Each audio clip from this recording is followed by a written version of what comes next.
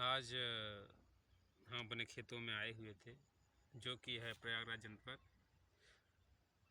कुरांव तहसील के अंतर्गत एक ग्राम आता है देवरी। उस छोटे से गांव के हम लोग हैं। आज हमारे खेतों में यूरिया का छिड़काव हो रहा था। प्रयागराज जनपद के आसपास स्थित जो छोटे छोटे तहसीलें या गांव जो हैं, उनके बारे में हमारे पिताजी कुछ आप लोगों को बताएंगे। नमस्कार। ये प्रयागराज यानी इलाहाबाद जिले की कुरांव तहसील का एक छोटा सा गांव है देवरी।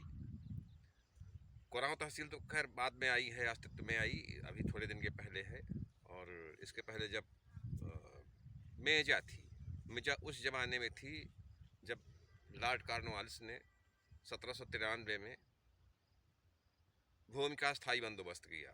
बिहार और बंगाल के साथ यहाँ भी ज़मीन का स्थायी बंदोबस्त किया गया। अस्थाई बंदोबस्त का तात्पर्य यह है कि पहले ज़मीन जमींदारों के हाथ में थी, जब चाहते थे वे किसानों को बेदखल कर देते थे। लेकिन लॉर्ड कॉर्नवालिस ने इसमें बदलाव, स्थायी बंदोबस्त का सिस्टम लागू किया, जिसमें यह था कि ज़मीन का मालिक जिलाधिकारी होता था, जिला मजिस्ट्रेट, कलेक्टर। और उसके भी पहले मुग़ल काल में और उसके भी पहले अलाउद्दीन खिलजी के समय में, सल्तनत काल आप मान लीजिए, उस वक्त भी बंदोबस्त हुआ था, तो अलग अलग नाम थे। तो उस वक्त का इसका नाम था लापर।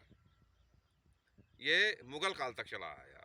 और इस यहाँ के संदर्भ में सबसे जो सटीक बात है, उस अब्दुल रहीम खान खाना ने जब 1605 में अकबर की मौत हुई और जहांगीर गद्दी पर बैठा और उनका विवाद हुआ, तो वो फिर यहाँ आए, चुनार गए। चुनार से फिर उन्होंने मिर्ज़ापुर वगैरह सब भ्रमण करते हुए, और ये आपका मेजा, विंध्याचल के इर्द गिर्द वो गए थे चित्रकूट तक। चित्रकूट में काफ़ी दिन रहे, उसके बाद वो आगरा चले गए। आगरा में उनका देहावसान हुआ है, आगरा में वो उनकी मौत हुई।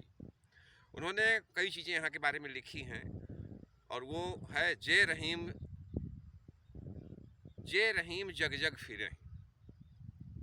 उसमें यह है कि इस क्षेत्र का नाम लापर था।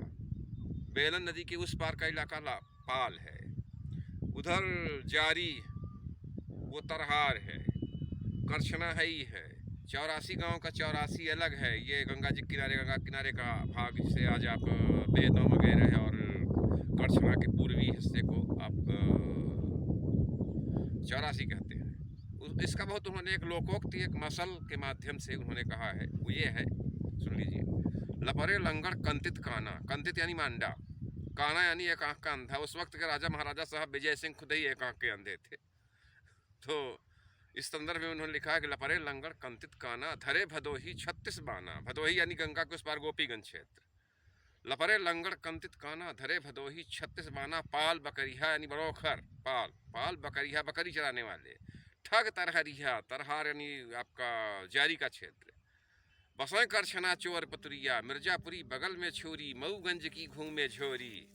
त्योथर बदलें तमस्क सगरा, घर घर देखा मेहरई मेहरा। बसी बड़ोखर घामा छाही, तन के जुरा पेट के नाही।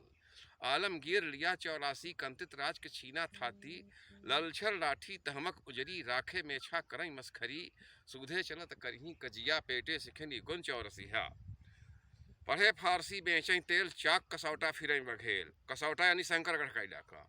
चाक घाट, जहाँ बघेल साम्राज्य था, यहाँ बघेल लोगों ने बात तो फारसी में की उनसे, लेकिन तेल बेचते थे वो। तेल और घी की बहुत बड़ी मंडी अभी भी है चाक घाट। तो इस तरह से इस इलाके का पूरा उन्होंने लिखा है। 84 का भी बता दिया उन्होंने।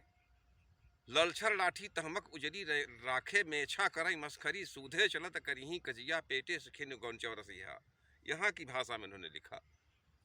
तो ये चीज़ें हैं यहाँ का। ये लापर है, पुराना लापर है। बेलन प्राकृत भाषा का शब्द है। जिस वक्त भर साम्राज्य हद बेलन था, और संस्कृत में इसको बेलामती कहते हैं। लपरी का नाम आज भी लपरी है। ये उत्तर तरफ आती है, लियारी बाजार के उत्तर तरफ है।